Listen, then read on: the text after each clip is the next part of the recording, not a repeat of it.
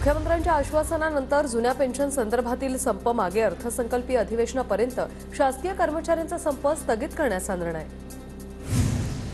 16 डिसेंबरला मुंबईत ठाकरे गटाचा मोर्चा। ठाकरे गटाकडून अदानी विरोधातील मोर्चाचा टीजर जारी। धारावी पुनर्विकासात अदानींकडून मागण्यांची पूर्तता न केल्यामुळे मोर्चाचं आयोजन।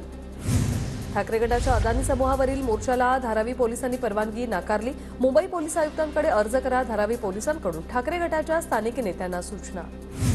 धारावी मोर्चाबाबत तयारी पूर्ण। निवडणुका घ्यायला सरकार घाबरतंय। आदित्य ठाकरे यांची टीका। लोकशाही वाचवण्यासाठी आमचे प्रयत्न। ठाकरे गट मोर्चावर ठाम।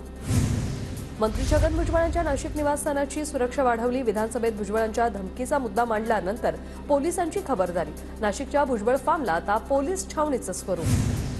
माजी मंत्री राजेश टोपे आणि बबनराव लोणीकरांची कथित ऑडिओ क्लिप व्हायरल। जिल्हा बँकेच्या निवडणुकीवरून दोघांमध्ये वाद। लोणीकरांनी राजेश टोपेंना शिवीगाळ केल्याचा आरोप। लोणीकरांनी मात्र आरोप फेटाळला। बँकेच्या निवडणुकीत तांत्रिक वाद। माझ्याकडून कोणालाही शिवीगाळ नाही। व्हायरल ऑडिओ क्लिपनंतर बबनराव लोणीकरांकडून स्पष्ट। आपलेच दात आणि आपले सोट यावर आता काय बोलणार? टोपे लोणीकरांच्या कथित शिवीगाळ प्रकरणी कैलास गोरंट्याल यांची मिश्किल प्रतिक्रिया। विधानसभा अध्यक्ष, मुख्यमंत्री, दोन्ही उपमुख्यमंत्र्यांसह सर्वपक्षीय आमदारांचं विधिमंडळासमोर फोटो सेशन। फोटो सेशनला आदित्य ठाकरे गैरहजर। देशोन्नतीचे संपादक प्रकाश पोहारेंकडून आता विधानभवनात घोषणाबाजी। विदर्भाच्या प्रश्नावर अधिवेशनात चर्चा होत नसल्याचा पोहरेंचा आरोप। घटनेनंतर सुरक्षा रक्षकांनी पोहरेंना बाहेर काढलं। महादेव बेटिंग ॲप घोटाळा प्रकरणी अभिनेता साहिल खानला समन्स। आज चौकशीला उपस्थित राहण्याचे मुंबई पोलिसांचे आदेश। साहिल अटकपूर्व जामीन कोर्टाने फेटाळला। दिशा सालेम प्रकरणाचा एसआयटी पथकाकडून तपास सुरू। प्रकरणाची संबंधित जुनी कागदपत्र तपासल्यानंतर सीसीटीव्ही आणि प्रत्यक्षदर्शींचा जबाब नोंदवणार। अभिनेता श्रेयस तळपदेला चित्रपटाच्या शूटिंग दरम्यान हृदयविकाराचा झटका। अंधेरीतील बेलव्ह्यू रुग्णालयात नेत तातडीने केली एंजिओप्लास्टी। सध्या प्रकृती स्थिर असल्याची माहिती।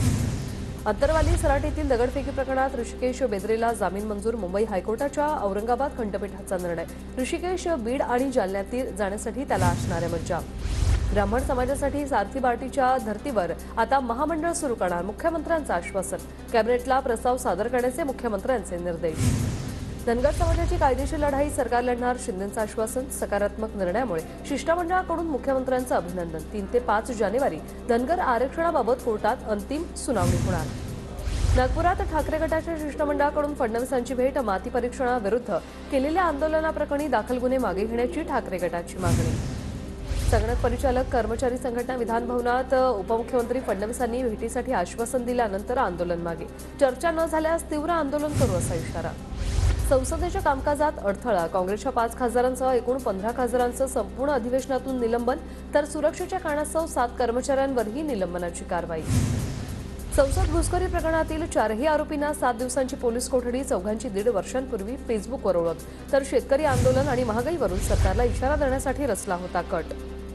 संसद घुसखोरी प्रकरणातील मुख्य आरोपी अटकेत। आरोपी ललित झा याचं दिल्ली पोलिसांपुढे आत्मसमर्पण। दिल्ली पोलिसांनी ललित झा याला स्पेशल सेलकडे सोपवलं।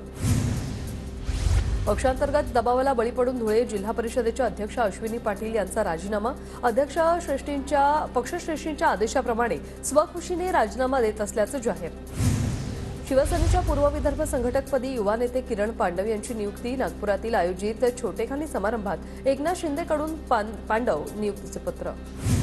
या पिकावर शेतकऱ्यांनी फिरवला नांगर। धुळे जिल्ह्यात यंदा 2 लाख हेक्टरच्या पुढे कपाशीची लागवड। मात्र अवकाळी आणि वातावरणातील बदलामुळे उत्पन्न कमी।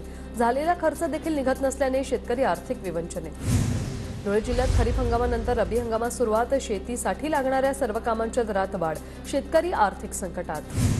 धुळे कृषी उत्पन्न बाजार समितीमध्ये ज्वारी आणि मक्याची आवक वाढली। ज्वारीला 2600 ते 3100 पर्यंत भाव, तर मक्याला 1900 ते 2200 इतका भाव। नंदुरबारमध्ये अवकाळी पावसाने लसणाची आवक घटली। आवक कमी झाल्याने लसणाचे भाव वाढले। नंदुरबारमध्ये 260 रुपये किलो दराने लसणाची विक्री। सोलापूरच्या माढ्यात जुन्या तहसील कार्यालयाची ब्रिटिशकालीन इमारत पाडली। त्या ठिकाणी प्रशासकीय इमारत उभारणीचं काम सुरू। इमारतीसाठी 15 कोटी मंजूर। नोव्हेंबर 2005 पूर्वीच्या खासगी शाळेत शिक्षकांना जुनी पेन्शन लागू। परभणीत पेन्शन बचाव समितीकडून प्रशासनाच्या निर्णयाचं फटाके फोडून स्वागत। टेंबू सिंचन प्रकल्पाला प्रशासकीय मान्यता। 7370 कोटी निधी मंजूर। 1.21 लाख हेक्टर क्षेत्राला सिंचन सुविधा मिळणार। कोस्टल रोडच्या दक्षिण भागाचं 82.51% काम पूर्ण. मुंबईतील वाहतुकीला वेग देणारा महत्वाकांक्षी प्रकल्प लवकरच सुरू होणार. राज्यातील सर्व तीर्थक्षेत्रांचा विकास होणार. ग्रामविकास विभागाचा हा मोठा निर्णय. ब वर्गातील 419 मंदिरांचा समावेश. तब्बल 2,000 कोटी रुपयांची तरतूद. जळगावात आठवडाभरापासून सोने चांदीच्या दरात चढउतार. सोन्याचे दर 1,300 रुपयांनी घसरल्याने ग्राहकांना दिलासा. सुवर्णनगरी ग्राहकांची खरेदीसाठी गर्दी. चंपाषष्ठी उत्सवानिमित्त खंडेरायाचा जेजुरी गड झगमगला. मल्हारी, मार्तंड, खंडोबा आणि म्हाळसा देवीच्या षडयात्रा उत्सवाला सुरुवात. घटस्थापनेपासून 6 दिवस हा उत्सव साजरा केला जाणार. धुळ्यात कवयित्री बहिणाबाई चौधरी विद्यापीठांतर्गत विभागीय मल्लखांब स्पर्धा. सहभागी खेळाडूंनी चित्तथरारक प्रात्यक्षिकं दाखवत उपस्थितांची मनं जिंकली.